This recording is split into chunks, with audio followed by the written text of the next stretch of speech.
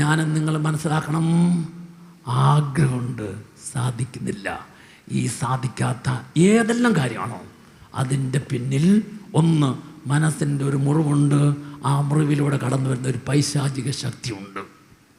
നീ ഏത് തെറ്റ്, ഏത് പാപം, ഏത് ദുശീലം, ഏത് തിന്മപ്രവൃത്തി ആവർത്തിച്ച് ചെയ്താൽ, ആവർത്തിച്ച് ചെയ്യുന്നതിലൂടെ നിന്നിലേക്ക് കടന്നു വരുന്ന ശക്തിയുടെ പേരാണ് പൈശാചിക ശക്തി.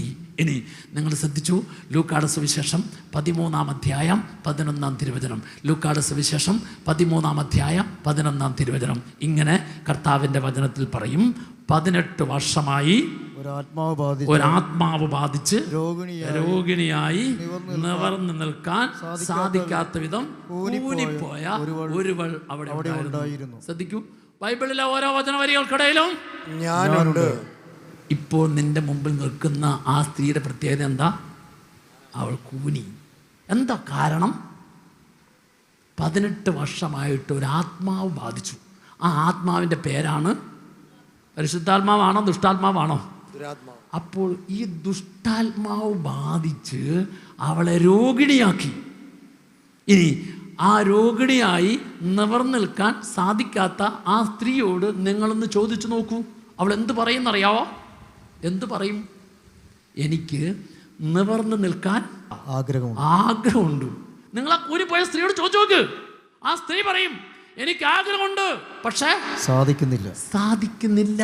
എന്താ സാധിക്കാത്തതിൻ്റെ കാരണം? സാധിക്കാത്തതിൻ്റെ കാരണം ഏതോ നാളുകളിൽ അവളിലേക്ക് കടന്നു വന്ന പൈശാചിക ശക്തി. ഈ കടന്നു വന്ന പൈശാചിക ശക്തി അവളെ രോഗിണിയാക്കി. ഈ കടന്നു വന്ന പൈശാചിക ശക്തി എൻ്റെ കുടുംബത്തിൽ പല വിധത്തിലുള്ള തടസ്സങ്ങൾ, വിവാഹ തടസ്സം, ജോലി തടസ്സം, വസ്തു വിൽക്കുന്നതിനുള്ള തടസ്സം, അതുപോലെ തന്നെ വീട് പണിയാൻ തടസ്സം, വ്യത്യസ്തമായ തടസ്സങ്ങളുടെ എല്ലാം പിന്നിൽ ഏതോ നാളുകളിൽ കടന്നു വന്ന പൈശാചിക ശക്തിയുടെ ബന്ധനമുണ്ട്. ഈ പൈശാചിക ശക്തിയുടെ ബന്ധനങ്ങൾ വിട്ടുപോകാതെ കിടക്കുന്നതിന് കാരണം എന്താ? എൻ്റെ മനസ്സിൻ്റെ മുറിവ്. എങ്ങനെ ഈ മുറിവ് സുഖപ്പെടുന്നില്ല? എൻ്റെ ഉള്ളിൽ നിന്ന് വെറുപ്പ് വിട്ടുമാറുന്നില്ല, വൈരാഗ്യം വിട്ടുമാറുന്നില്ല. Hallelujah, hallelujah. അതുകൊണ്ട് നീ തിരിച്ചറിയേണ്ട കാര്യം എന്താ അറിയാവോ? ആഗ്രഹമുണ്ട്, സാധിക്കുന്നില്ല എന്നതിൻ്റെ പിന്നിൽ 2 കാരണങ്ങൾ. ഒന്ന്, ഏതോ നാളിൽ മനസ്സിനേറ്റ മുറിവ്. ആ മുറിവ് മൂലം ആവർത്തിച്ച് ചെയ്തു പോകുന്ന പാപം, ആവർത്തിച്ച് ചെയ്തു പോകുന്ന ദുശീലം, വിട്ടുമാറാൻ പറ്റാത്തതായ ചില പാപത്തിൻ്റെ പ്രവൃത്തി. ഈ പാപത്തിൻ്റെ പ്രവൃത്തികളിലൂടെ കടന്നു വരുന്ന പൈശാചിക ശക്തി നിന്റെ ജീവിതത്തിൽ പല വിധത്തിലുള്ള തടസ്സങ്ങൾ ഉണ്ടാക്കുന്നു. അപ്പോൾ 2 കാര്യം നിനക്ക് കിട്ടണം. ഒന്ന്, കാരണമായി തീരുന്ന മനസ്സിൻ്റെ മുറിവ് സുഖപ്പെടണം. 2, ആവർത്തിച്ച് ചെയ്തു പോകുന്ന പാപത്തിലൂടെ കടന്നു വരുന്ന പൈശാചിക ശക്തിയുടെ ബന്ധനത്തിന് വിടുതൽ കിട്ടണം. അപ്പോ 1, പൈശാചിക ശക്തി. 2, നിനക്ക് ഏത് കാര്യത്തിലാണ് തൃപ്തിയില്ലെങ്കിൽ പരാതി ഉണ്ടാവും. എങ്ങനെയാണ് തൃപ്തി ഇല്ലാതെ വരുന്നത്? നിന്റെ മനസ്സ് മുറിവേറ്റ് കിടക്കുന്ന, സൗഖ്യം പ്രാപിക്കാത്ത മനസ്സാണെങ്കിൽ തൃപ്തി ഉണ്ടായാലോ. Hallelujah, hallelujah. അപ്പോൾ തൃപ്തി ഇല്ലായ്മയിലൂടെ കടന്നു വന്ന ഈ പൈശാചിക ശക്തി, ആവർത്തിച്ച് ചെയ്തു പോകുന്ന പാപത്തിലൂടെ കടന്നു വരുന്ന പൈശാചിക ശക്തി, ഈ 2 ബന്ധനങ്ങളിൽ നിന്നും നിനക്ക് വിടുതൽ കിട്ടണം. 2 കരം ഉയർത്തിപ്പിടിച്ചോ. ആഗ്രഹമുണ്ട്, സാധിക്കുന്നില്ല. ഈ ആഗ്രഹമുണ്ട്, സാധിക്കുന്നില്ല. ഇപ്പോൾ മനസ്സിലേക്ക് ഏതെല്ലാം കാര്യങ്ങളാണോ ആഗ്രഹമുണ്ട്, സാധിക്കുന്നില്ല കടന്നു വരുന്നത്, അങ്ങനെ കടന്നു വരാനിടയായിത്തീർന്ന വിട്ടുമാറാത്ത ഏത് ദുശീലം, ഏത് പാപപ്രവൃത്തി, ഏത് തിന്മപ്രവൃത്തി, ഏത് ജഡിക പ്രവണത നിന്നിലുണ്ടോ, അതിലൂടെ കടന്നു വരുന്ന പൈശാചിക ശക്തി നിൻ്റെ മനസ്സിൻ്റെ മുറിവിനെ സുഖപ്പെടുത്താതിരിക്കാൻ ആ പൈശാചിക പ്രവർത്തിക്കുന്നു. അത് നിന്നിൽ പല വിധത്തിലുള്ള തടസ്സങ്ങളായി മാറുന്നു. ആ തടസ്സങ്ങളുടെ ബന്ധനത്തിൽ നിന്ന് കർത്താവ് നിനക്ക് വിടുതൽ തരണം. ഈശോയെ, ഞാൻ ആഗ്രഹിക്കുന്നു, ഏത് തടസ്സങ്ങളാണോ, ഏത് പൈശാചിക ശക്തിയുടെ ബന്ധനമാണോ നിന്നിൽ പല വിധത്തിലുള്ള തടസ്സങ്ങൾക്ക് കാരണമായി തീരാൻ ഇടയാക്കുന്നത്, അതിനെല്ലാം ഈ ഉയർത്തിയ കരങ്ങളിൽ, ഈശോയുടെ കരങ്ങളിലേക്ക് കൊടുത്ത് ആധാരം തുറന്നൊന്ന് വിളിച്ച് എല്ലാവരും വിളിച്ചു ഈശോയുടെ ശക്തി ഒഴുകട്ടെ, ശക്തി ഒഴുകട്ടെ, ഈശോയുടെ ശക്തി ഒഴുകട്ടെ. പൈശാചിക ശക്തി, അതിന്റെ സ്വാധീനം, അത് വരുത്തിയ പല വിധത്തിലുള്ളതായ ബന്ധനങ്ങൾ, കെട്ടുകൾ അതിൽ നിന്ന് വിടുതൽ രക്ഷിക്കട്ടെ. ആഗ്രഹത്തോടെ വിളിച്ചോ, ഈശോയെ എന്ന് വിളിച്ചോ. നല്ലൊരു കൈയടി കൊടുത്ത് കർത്താവിനെ മഹത്വപ്പെടുത്തിക്കോ. നന്നായിട്ടൊന്ന് കൈയടിച്ചു. Praise the Lord. എന്നിട്ട് ബുക്കിൽ 6ാമത്തെ കാര്യം എഴുതി വെച്ചു. 6ാമത്തെ കാര്യങ്ങളാണ് സ്വഭാവത്തിലെ വ്യത്യസ്തമായ വൈകല്യങ്ങൾ. അപ്പോൾ ഈ സ്വഭാവത്തിലെ വൈകല്യങ്ങൾക്ക് ഏതോ നാളിൽ സംഭവിച്ചതായ മനസ്സിൻ്റെ മുറിവുണ്ട്. ഈ മുറിവ് സുഖപ്പെട്ടാലേ സ്വഭാവത്തിലെ വൈകല്യം മാറൂ. മുറിവുകൾ ഏറ്റെടുത്ത് മുറിവുകൾ സുഖപ്പെടുത്തുന്നവൻ കർത്താവാണ്.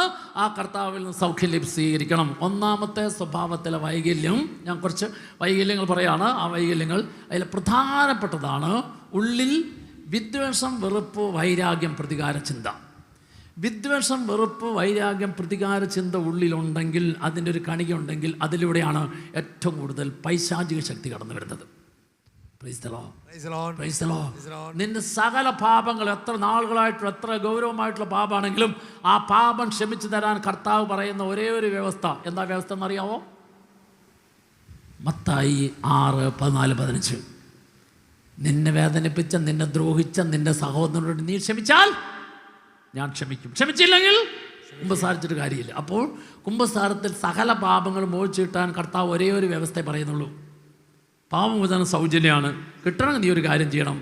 നിന്നെ വേദനിപ്പിച്ച ആരോടെല്ലാം നിനക്ക് ഇഷ്ടക്കുറവ്, സ്നേഹക്കുറവുണ്ടോ അവരോട് ക്ഷമിച്ചിട്ട് നീ വന്നാൽ ഞാൻ നിന്റെ പാപം ക്ഷമിക്കാം. അപ്പോൾ പാപക്ഷമ കിട്ടണമെങ്കിൽ മനുഷ്യ വ്യക്തിയോട് ക്ഷമിക്കണം. ഒന്ന്, നിന്റെ ആന്തരിക സൗഖ്യം കിട്ടണമെങ്കിൽ, നിനക്ക് പൂർണ്ണമായിട്ടുള്ള ആന്തരിക സൗഖ്യം കിട്ടണമെങ്കിൽ, നിനക്ക് മുറിവേൽപ്പിച്ച, മുറിവ് തന്ന സകല വ്യക്തികളോടും നീ ക്ഷമിച്ച് ക്ഷമ ചോദിക്കണം.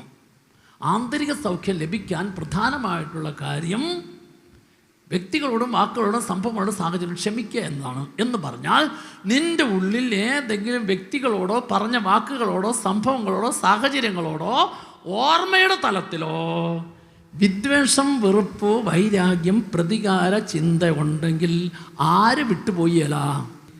പിശാച് വിട്ടുപോയല്ല. ഒരു വ്യക്തിയുടെ ഉള്ളിൽ പൈശാചിക ശക്തി ഉണ്ടോ എന്ന് തിരിച്ചറിയാനുള്ള അടയാളമാണ് ആ വ്യക്തിയുടെ ഉള്ളിലെ വെറുപ്പ്.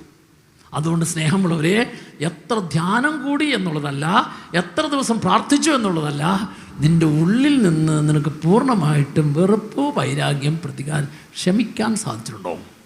Hallelujah, hallelujah. ക്ഷമിക്കാൻ പരിപൂർണമായിട്ട് സാധിക്കണമെങ്കിൽ യേശുവിൻ്റെ കുരിശിലേക്ക് നോക്കണം. വെറുപ്പ്, വൈരാഗ്യം, പ്രതികാര ചിന്ത തന്നവരെല്ലാം കുരിശിലേക്ക് സമർപ്പിക്കണം. കുരിശിലെ യേശുവിൻ്റെ പ്രാർത്ഥനയുടെ അർത്ഥം 5 കാര്യം കുരിശിലെ പ്രാർത്ഥനയിൽ കാണാൻ പറ്റണം. അപ്പോൾ എനിക്ക് ആത്മാർത്ഥമായിട്ട് ക്ഷമിക്കാൻ സാധിക്കണം. ഈ 5 കാര്യം ഞാൻ മനസ്സിലാക്കണം. 1, യേശുവിൻ്റെ കുരിശിലെ പ്രാർത്ഥനയിൽ 1, യേശു തന്നെ കുറ്റം വിധിച്ച, മുഖത്ത് തുപ്പിയ, തള്ളിപ്പറഞ്ഞ, ഒറ്റിക്കൊടുത്ത പത്രോസിനെയും യൂദാസിനെയും പീലാത്തോസിനെയും മുഴുവൻ ഈശോ നിരപരാധിയായിട്ട് കണ്ടു. ഹല്ലേലൂയ. കുരിശിലെ യേശുവിൻ്റെ പ്രാർത്ഥനയുടെ പിന്നിലെ 1ാമത്തെ കാര്യം, ഈ കുരിശിൽ ഞാൻ കിടക്കുമ്പോൾ, ഈ കുരിശിൽ എന്നെ കയറ്റിയ, ഇതിൻ്റെ പിന്നിൽ പ്രവർത്തിച്ച കാരണക്കാരെല്ലാമാണോ അവരാരുമല്ല കാരണക്കാർ, എൻ്റെ പിതാവ് അനുവദിച്ചുകൊണ്ടാണ്. അതുകൊണ്ട് അവരെല്ലാവരും നിരപരാധികളാണ്. Hallelujah, hallelujah, hallelujah. അതുകൊണ്ടാണ് യേശു ഗസ്തമിലെ പ്രാർത്ഥന കഴിഞ്ഞ് പുറത്തേക്ക് ഇറങ്ങിയപ്പോൾ പിടിക്കാൻ വന്ന പ്രധാന ആചാര്യൻ്റെ ഭൃത്യനെ പത്രോസിൻ്റെ കയ്യിലുണ്ടായിരുന്ന വാളുകൊണ്ട് വെട്ടിയപ്പോൾ, എടാ നീ ചെയ്ത പ്രവൃത്തി എന്താണെന്നറിയാമോ? ലോകത്തിൻ്റെ പ്രവൃത്തിയാണ്. ഈ ലോകത്തിൻ്റെ പ്രവൃത്തി അല്ല കഴിഞ്ഞ 3 വർഷമായിട്ട് നിന്ന് ഞാൻ പഠിപ്പിച്ചത്. ലോകത്തിൽ ദൈവരാജ്യം സ്ഥാപിക്കണം. ലോകത്തിൻ്റെ പ്രവൃത്തിയിൽ ദൈവത്തിൻ്റെ പ്രവൃത്തി കാണിച്ചു കൊടുക്കണം. എന്നിട്ട് യേശു എന്ത് ചെയ്തു? അവൻ്റെ ചെവി തൊട്ട് സുഖപ്പെടുത്തിയതിന് ശേഷം പറഞ്ഞു, ലൂക്കായുടെ സുവിശേഷം 18-ാം അധ്യായം 10-11 തിരുവചനങ്ങൾ, ഞാൻ എൻ്റെ പിതാവിനോട് അപേക്ഷിച്ച് എനിക്ക് ഇഷ്ടം പോലെ ആൾക്കാരെ കിട്ടിയല്ലേ. അപ്പോൾ എന്താണെന്നറിയാവോ? എൻ്റെ പിതാവ് എനിക്ക് തന്ന പാനപാത്രം ഞാൻ കുടിക്കേണ്ടതല്ലയോ? ഇനി മുതൽ ഈ അങ്ങോട്ട് കാണുന്നുണ്ടല്ലോ, ഈ കാണുന്നത് ചെയ്യുന്നതും പറയുന്ന അവരൊന്നുമല്ല, പിതാവാണ് കാരണക്കാരൻ. അപ്പോൾ ഇനി ഈ കാണുന്നുണ്ടല്ലോ, ഈ വന്നവരും പിടിക്കാൻ പോകുന്നവരെല്ലാം നിരപരാധികളാണ്. അവരാരുമല്ല കാരണക്കാർ. പിതാവ് അനുവദിച്ചത് കൊണ്ടാണ്. സ്നേഹമുള്ളവരെ, എനിക്കും നിങ്ങൾക്കും ആത്മാർത്ഥമായിട്ട് ക്ഷമിക്കാൻ സാധിക്കണമെങ്കിൽ അങ്ങനെ ചെയ്തവർ, പറഞ്ഞവർ, പ്രവർത്തിച്ചവർ ആരുമല്ല കാരണക്കാർ. പിതാവ് പുത്രന് അനുവദിച്ചതുപോലെ ഈശോ എനിക്ക് അനുവദിച്ചു. യേശുവാണ് അനുവദിച്ചത്. യേശു എന്തനുവദിച്ചാലും അനുവദിച്ചതിൻ്റെ അനുഗ്രഹമുണ്ട്, ആനന്ദമുണ്ട്, ഉയർച്ചയുണ്ട്. അപ്പം മനുഷ്യനാണെന്ന് കാണിച്ചാൽ ക്ഷമിക്കാൻ പറ്റില്ല. ഞാൻ ദൈവമാണ്, ഈശോ അനുവദിച്ചുകൊണ്ടാണെന്ന് കണ്ട് ചെയ്തവരെയും പറഞ്ഞവരെ നിരപരാധിയായി കണ്ടാൽ എനിക്ക് അതിലൂടെ സൗഖ്യം കിട്ടും, അനുഗ്രഹം കിട്ടും. ഹല്ലേലൂയ. എത്ര ധ്യാനം കൂടിയിട്ട് കാര്യമില്ല. കൂടുന്ന ഒരു ധ്യാനത്തിൽ നീ തിരിച്ചറിയുക, നിന്റെ ഉള്ളിൽ വെറുപ്പിൻ്റെ, വൈരാഗ്യത്തിൻ്റെ, പ്രതികാരത്തിൻ്റെ ഒരു കണികയെങ്കിലും ഉണ്ടെങ്കിൽ അന്തര സൗഖ്യം കിട്ടിയല്ല. ഹല്ലേലൂയ. പൈശാചിക ശക്തി വിട്ടുപോയല്ല. അതുകൊണ്ട് നിരുപാധികമായിട്ടുള്ള ക്ഷമിക്കണമെങ്കിൽ അത് നിരപരാധി കാണണം. ഒന്ന്, ഈശോയെ കുരിശിലെ പ്രാർത്ഥന നിരപരാധിയായി കണ്ടു. രണ്ട് ഈശോ ചെയ്തത്, അവർ മുഴുവൻ നിരപരാധികളാണെങ്കിൽ അവർ ചെയ്തത് മുഴുവൻ, പറഞ്ഞത് മുഴുവൻ, പ്രവർത്തിച്ചത് മുഴുവൻ പിതാവിൻ്റെ കരങ്ങളിലേക്ക് കൊടുത്തു. ഉള്ളിൽ സ്വീകരിച്ചില്ലെന്ന്. ഉള്ളിൽ സ്വീകരിച്ചാൽ, മനസ്സ് സ്വീകരിച്ചാൽ മനസ്സ് മുറിയും. മനസ്സ് സ്വീകരിക്കാതെ പിതാവാണ് കാരണക്കാരനെങ്കിൽ കാരണക്കാരനായ പിതാവിൻ്റെ കരങ്ങളിലേക്ക് കൊടുത്തുന്നു. ഹല്ലേലൂയ. നീ നിന്റെ ഉള്ളിൽ ആ വാക്ക്, ആ പ്രവൃത്തി, പെരുമാറ്റം സൂക്ഷിച്ചു വെക്കുന്ന, സ്വീകരിച്ചുകൊണ്ടാണ് നിന്റെ മനസ്സ് മുറിയുന്നത്. ആ മുറിഞ്ഞ മനസ്സ് സൗഖ്യമാകണമെങ്കിൽ മനുഷ്യ വ്യക്തികൾ നിനക്ക് തന്നത് നിന്റെ ഉള്ളിൽ സ്വീകരിക്കാതെ ഈശോയുടെ കരങ്ങളിലേക്ക് കൊടുക്കണം. പുത്രൻ പിതാവിന് കൊടുത്ത പോലെ ഞാൻ പുത്രന് കൊടുക്കണം, അവൻ്റെ കുരിശിലേക്ക് കൊടുക്കണം. എന്നിട്ട് ഞാൻ ആത്മാർത്ഥമായിട്ട് അവരോട് ക്ഷമിക്കണം. അപ്പം എന്ത് ചെയ്തു? മൂന്നാമത്തെ കാര്യം, അവൻ ഈശോ അങ്ങനെ പിതാവിൻ്റെ കരങ്ങളിൽ കൊടുത്തപ്പോൾ ആത്മാർത്ഥമായിട്ട് ക്ഷമിച്ചു.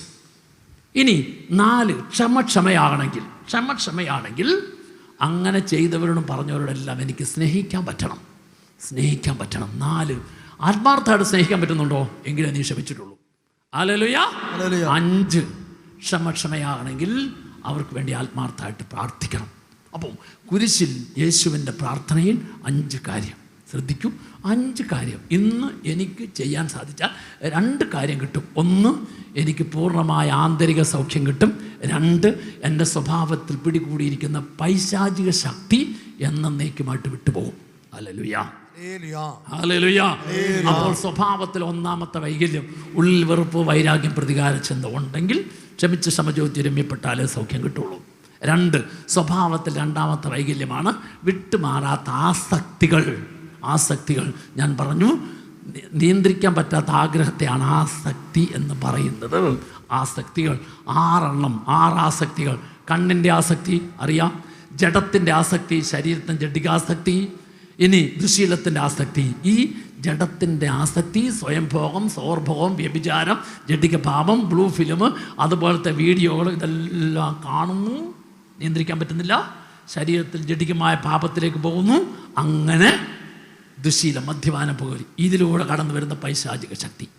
അപ്പോൾ ആസക്തികളിലൂടെ കടന്നു വരുന്ന പൈശാചിക ശക്തി, അതിൽ കണ്ണിൻ്റെ ആസക്തി, ജഡത്തിൻ്റെ ആസക്തി, ദുശീലത്തിൻ്റെ ആസക്തി, പിന്നെ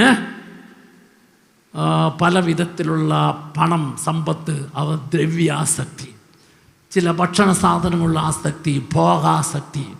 6ാമത്തതാണ് അധികാരാസക്തി. എവിടെ കിട്ടിപ്പോയാലും സ്ഥാനമാനങ്ങൾ കിട്ടണം, അധികാരാസക്തി. ഇങ്ങനെ 6 ആസക്തികൾ. ഇനി 3ാമത്തെ സ്വഭാവത്തിലെ വൈകല്യമാണ് ഭയം, വിട്ടുമാറാത്ത ഭയം. 2 രീതിയിൽ ഭയം കടന്നു വരിക. 1, പാപം.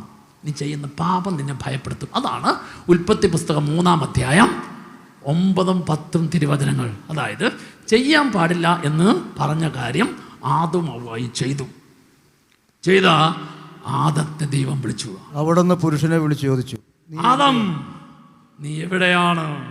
അവൻ മറുപടി പറഞ്ഞു, തോട്ടത്തിന്റെ നടുവിൽ നിന്റെ ശബ്ദം കേട്ടപ്പോൾ ഞാൻ നഗ്നനായതുകൊണ്ട്. അടുത്ത വചനം, ഭയന്നു വിളിച്ചതാണ്.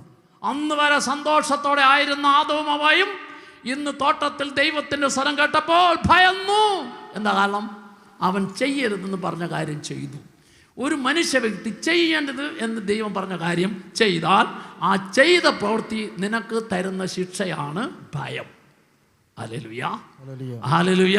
അപ്പോൾ നീ ചെയ്തതായ പാപം, ദുശീലം, തിന്മ പ്രവൃത്തി നിന്നിൽ ഭയം ജനിപ്പിക്കും. 2, ഏതെങ്കിലും നാളുകളിലെ മനസ്സിൻ്റെ മുറിവ്, ഏതെങ്കിലും കാലഘട്ടത്തിൽ നിന്റെ മനസ്സ് മുറിഞ്ഞത് സുഖപ്പെട്ട് കിട്ടിയില്ല എങ്കിൽ അത് നിന്നിൽ ഭയമാക്കി മാറ്റും. Hallelujah, hallelujah. ഭയത്തിൻ്റെ അടിമത്വം ഇത് നിൻ്റെ ഉള്ളിൽ. അപ്പം ഈ ഭയത്തെ പൂർണ്ണമായിട്ടും എടുത്തു മാറ്റാൻ കർത്താവ് നിനക്ക് തരുന്ന വചനം നിനക്കറിയാം. ഏറ്റവും കൂടുതൽ ഭയപ്പെടേണ്ട ഞാൻ നിൻ്റെ കൂടെ ഉണ്ടെന്നുള്ളതാണ്. എന്നിട്ട് കർത്താവ് തരുന്ന ഉറപ്പിൽ 34-ാം സങ്കീർത്തനത്തിൻ്റെ 4-ാം തിരുവചനം, 34-ാം സങ്കീർത്തനം 4-ാം തിരുവചനം, സങ്കീർത്തനം 34:4.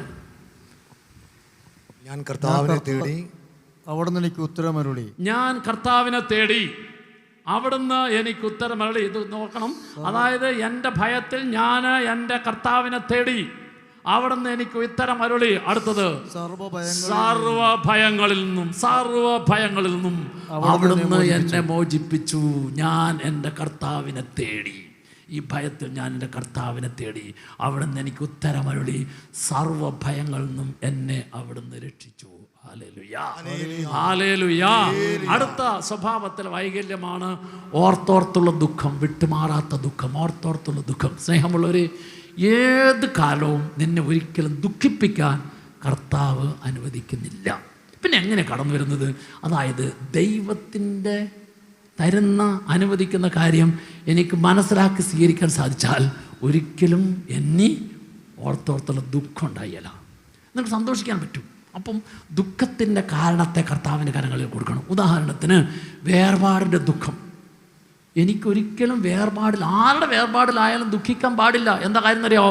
കർത്താവ് മുന്നറിയിപ്പ് തന്നു. മുന്നറിയിപ്പിൻ്റെ 3 വാക്കാണ്: നീ എപ്പോഴും ഒരുങ്ങിയിരിക്കണം. 2 ഉണർന്നിരിക്കണം, 3 ജാഗരൂകരായിരിക്കണം. നിന്റെ ഈ ലോകത്തിലെ ജീവിതം താൽക്കാലികമാണെന്ന്, നിന്റെ ഭർത്താവിൻ്റെ ജീവിതം താൽക്കാലികമാണെന്ന്, ഭാര്യയുടെ ജീവിതം താൽക്കാലികമാണെന്ന്, അപ്പൻ്റെ ജീവിതം താൽക്കാലികമാണെന്ന്, ഞാൻ എപ്പോൾ വേണേലും വരുമെന്ന്. നീ ഒരുങ്ങിയിരിക്കണം, നീ ഉണർന്നിരിക്കണം, നീ ജാഗ്രതയോടെ ഇരിക്കണം. ഇത് കർത്താവ് തന്നിരിക്കുക. അപ്പോൾ അതുകൊണ്ട് നിനക്കൊരിക്കലും ഒരാളുടെ മരണത്തിലും വേർപാടിലും അയ്യോ 15 വയസ്സുള്ള ചെറുപ്പത്തിൽ മരിച്ച്, ഞാൻ വിവാഹം കഴിച്ച് 5 വർഷമായുള്ള എൻ്റെ ഭാര്യ പോയേ, അങ്ങനെ പറയാനുള്ള അവകാശമില്ലെന്ന്. എന്താ? ഏത് സമയത്തും നീ ഒരുങ്ങിയിരിക്കേണ്ട 2 കാര്യം. ഒന്നാമത്തെ കാര്യം എന്താ അറിയാമോ?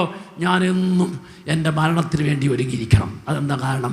നീ സീറോ മലബാർ സഭയിലെ കുർബാനയാണെങ്കിൽ ഓരോ കുർബാനയുടെ അവസാനം പറയുന്നത് എന്താ? നാളെ വരികയില്ല, ഇനി എണ്ണത്തിന് വരുമോ ഇല്ലെന്ന് അറിഞ്ഞുകൂടാ. നീ എല്ലാ ദിവസവും വിശുദ്ധ കുർബാന ഇങ്ങനെ പ്രാർത്ഥിച്ചു പോയിട്ട് മരണം വന്നു അയ്യോ ചിന്തിച്ചില്ലെന്ന് പറയാൻ പറ്റുമോ? കർത്താവ് പറയാൻ ഒരുങ്ങിയിരിക്കും നീ. രണ്ടാമത്തെ കാര്യം എന്താണെന്നറിയാം? രണ്ടാമത്തെ കാര്യം, നിനക്ക് ഏറ്റവും ഇഷ്ടപ്പെട്ടത് ആരെയാ? നിന്റെ ഭാര്യനെയാണോ? ഈ ഭാര്യയുടെ മരണത്തെ നീ കാണണം. ഭർത്താവിനെയാണോ? ഭർത്താവിൻ്റെ മരണത്തെ കാണാൻ ഏറ്റവും ഇഷ്ടപ്പെടുന്ന മകനാണോ മകളാണോ? അതായത് നീ 2 കാര്യം. 1, ഞാൻ എൻ്റെ മരണത്തിന് ഒരുങ്ങണം. 2, എനിക്ക് ഏറ്റവും ഇഷ്ടപ്പെട്ട വ്യക്തിയാണോ? ആ വ്യക്തി ഇതാ ഇന്ന് മരിച്ചത് കേട്ടു, ഞാൻ അതിനുവേണ്ടി ഒരുങ്ങണം. അതാ കർത്താവ് പറഞ്ഞു, ഒരുങ്ങിയിരിക്കണം, ഉണർന്നിരിക്കണം. കർത്താവ് മുൻകൂട്ടി പറഞ്ഞിട്ടാണ് ഇതെല്ലാം സംഭവിക്കുന്നത്. എൻ്റെ അപ്പൻ 100-ാമത്തെ വയസ്സിലാണ്, അതുകൊണ്ട് ഞാനും കരുതിയത് 100-ാമത്തെ വയസ്സ് വരെ ഇരിക്കുന്നുള്ളത്. ഇപ്പം അത്ര ആയിട്ടില്ല. ഇങ്ങനെ നീ ഓരോ ന്യായീകരണം പറഞ്ഞിട്ട് കാര്യമുണ്ടോ? ഇല്ല. പ്രൈസലോ. അതുകൊണ്ട് കർത്താവ് നിന്നോട് പറഞ്ഞിരിക്കുക, നീ ഒരുങ്ങിയിരിക്ക്. ആരുടെ മരണത്തിൽ ഒരുങ്ങിയിരിക്ക്. നിനക്കൊരിക്കലും വേർപാടിൻ്റെ ദുഃഖം ഉണ്ടാകാൻ പാടില്ല. ആ മരണം ചിലപ്പോൾ അത് അപകടമാകാം, അല്ലെങ്കിൽ അപ്രതീക്ഷിതമാകാം. നീ അതിനെല്ലാം ഒരുങ്ങിയിരിക്കുന്നു. ഈ ഒരുങ്ങിയിരിക്കാതെ കൊണ്ട് സംഭവിക്കുന്ന പോലെ എന്ത് വരുമെന്നറിയാവോ? ആ വിട്ടുമാറാത്ത ദുഃഖം ഈ പിശാച് കൊണ്ട് തരിക. എന്നാലും സംഭവിച്ചില്ല, എന്നാലും നിന്റെ പോയില്ല, ഇനി നിനക്ക് കൂട്ടിലില്ലല്ലോ, ഇനി നിനക്ക് അതില്ലല്ലോ, ഇതില്ലല്ലോ എന്ന്. ശരിയാ, മരിച്ച ആളെക്കുറിച്ച് പിന്നെ എന്തെല്ലാം ചിന്തിച്ചിട്ടും വല്ല കാര്യമുണ്ടോ? നീ എന്ത് ചിന്തിക്കണം? പോസിറ്റീവായിട്ട് ചിന്തിക്കണം. പോസിറ്റീവായിട്ട് ചിന്തിച്ചാൽ എന്താ ഗുണം? പോസിറ്റീവായിട്ട് ചിന്തിച്ചു കഴിഞ്ഞാൽ ഈ ആൾ സ്വർഗത്തിലുണ്ട്. അപ്പം നിനക്കെല്ലാം ഇങ്ങനെ കിട്ടിക്കൊണ്ടിരിക്കും. നെഗറ്റീവായിട്ട് ചിന്തിച്ചാലോ ആ ആളെ ഒട്ട് കിട്ടാനും പോകുന്നില്ല, സ്വർഗത്തിലെ സന്തോഷം ഭൂമിയിൽ അനുഭവിക്കാനും പറ്റിയല്ല. പറഞ്ഞ് മനസ്സിലായോ? Praise the Lord. അതുകൊണ്ട് ഏത് വേർപാടിലും സന്തോഷിക്കാൻ സാധിക്കണം, ഏത് നഷ്ടത്തിലും സന്തോഷിക്കാൻ സാധിക്കണം. എന്താ കാരണം? നിൻ്റെ നഷ്ടമല്ല ഇന്ന് നഷ്ടം, നാളെ ലാഭം. ഇന്ന് പരാജയം, നാളെ വിജയം. ഇന്ന് അപമാനം, നാളെ അഭിമാനം. നീ ഇന്നിലേക്ക് നോക്കരുത്. ഇന്നിനെ കർത്താവ് അനുഗ്രഹമാക്കി മാറ്റുന്നതിലേക്ക് നോക്കണം. ഇന്നിലെ താഴ്ചയിലേക്ക് നോക്കരുത്. ഇന്നിലെ താഴ്ച അടുത്തത് ഉയർച്ചയിലേക്ക് കർത്താവ് മാറ്റി നോക്കണം. Hallelujah, hallelujah. അടുത്ത സ്വഭാവ വൈകല്യമാണ് അപകർഷത. നിങ്ങൾക്കറിയാം, കർത്താവ് എന്ത് കുറവ് വരുത്തിയാലും അനുവദിക്കുന്ന കുറവിൻ്റെ അറ്റത്ത് അനുവദിക്കുന്ന ദൈവമുണ്ട്. ആ കുറവിനെ ഞാൻ അംഗീകരിച്ചാൽ കുറവിനെ അംഗീകരിച്ചാൽ അനുഗ്രഹമാകും. കുറവിനെ അംഗീകരിച്ചാൽ അനുഗ്രഹമാവും. അറിവിലെ കുറവ്, കഴിവിലെ കുറവ്, സൗന്ദര്യത്തിലെ കുറവ്, സമ്പത്തിലെ കുറവ്, ഏതല്ല കുറവുണ്ടോ കുറവിനെ ഞാൻ അംഗീകരിച്ചാൽ അനുഗ്രഹമാകും. കുറവിനെ ഞാൻ അംഗീകരിച്ചില്ലെങ്കിൽ അത് അപകർഷതയാവും. ഏത് കാര്യത്തിലായാലും കുറവിനെ അംഗീകരിച്ചില്ലെങ്കിൽ ആ കുറവ് അപകർഷതയാവും. ഇങ്ങനെ എൻ്റെ സ്വഭാവത്തിന് വിട്ടുമാറാത്ത അപകർഷത. അടുത്തത് കുറ്റബോധം. ഏതെങ്കിലും ഒരു പ്രവൃത്തി നീ ചെയ്തതിനോർത്ത് ഒരിക്കലും കുറ്റബോധം വേണ്ട. ചെയ്തതിനോർത്ത് അനുദപിക്കും. അനുദപിച്ചാൽ ആ സംഭവിച്ചതിൻ്റെ ആ കുറവിനെ കർത്താവ് മാറ്റി അനുഗ്രഹിക്കും. എന്നാൽ ആ സംഭവിച്ച കാര്യത്തെ നീ അനുദപിച്ചേറ്റ് പറഞ്ഞില്ലെങ്കിൽ അതിൻ്റെ കുറ്റബോധമായിട്ട് കിടക്കും.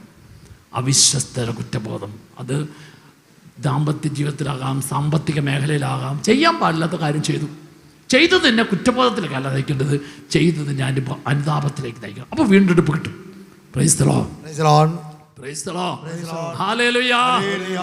മത്തായിയുടെ സുവിശേഷം 26-ാം അധ്യായത്തിൻ്റെ 75-ാം തിരുവചനം, 26-75. രണ്ടുപേരും ഒരേപോലെ തെറ്റ് ചെയ്തു. യൂദാസും പത്രോസും. ഒരുത്തൻ ഒറ്റിക്കൊടുത്തു, മറ്റവൻ തള്ളിപ്പറഞ്ഞു. ഒറ്റിക്കൊടുത്ത യൂദാസ് അവനെ കുറ്റബോധം, നിരാശയിലേക്ക് നയിച്ചു. നിരാശയുടെ പരിണതഫലം ആത്മഹത്യ. എന്നാൽ പത്രോസ് എന്ത് ചെയ്തു? പത്രോസ് ഇങ്ങനെയാണ്. അവൻ 3 പ്രാവശ്യം എന്നെ നിഷേധിക്കുമെന്ന് പറഞ്ഞ വാക്കുകൾ ഓർത്തപ്പോൾ പത്രോസ് അവൻ ഓർമ്മിച്ചു. അവൻ പുറത്തു പോയി ഹൃദയം നൊന്ത് കരഞ്ഞു, മനസ്സുരുകി കഴിഞ്ഞു.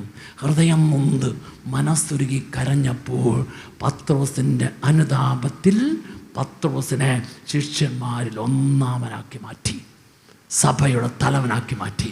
ആ ഹൃദയം നൊന്ന് കരഞ്ഞതുകൊണ്ടാണ്, അനുദപിച്ച് കരഞ്ഞതുകൊണ്ടാണ്, അവൻ ഉള്ളുരുകി കരഞ്ഞതുകൊണ്ടാണ് അനുതാപം അവനെ വീണ്ടെടുപ്പിലേക്ക് നയിച്ചു. ഹല്ലേലൂയ. കുറ്റബോധമല്ല ആവശ്യം, അനുതാപം ആവശ്യം. ഈ കുറ്റബോധം നിൻ്റെ ഉള്ളിൽ കെട്ടിക്കിടന്നാൽ അടുത്ത സ്വഭാവ വൈകല്യമാണ് നിരാശ.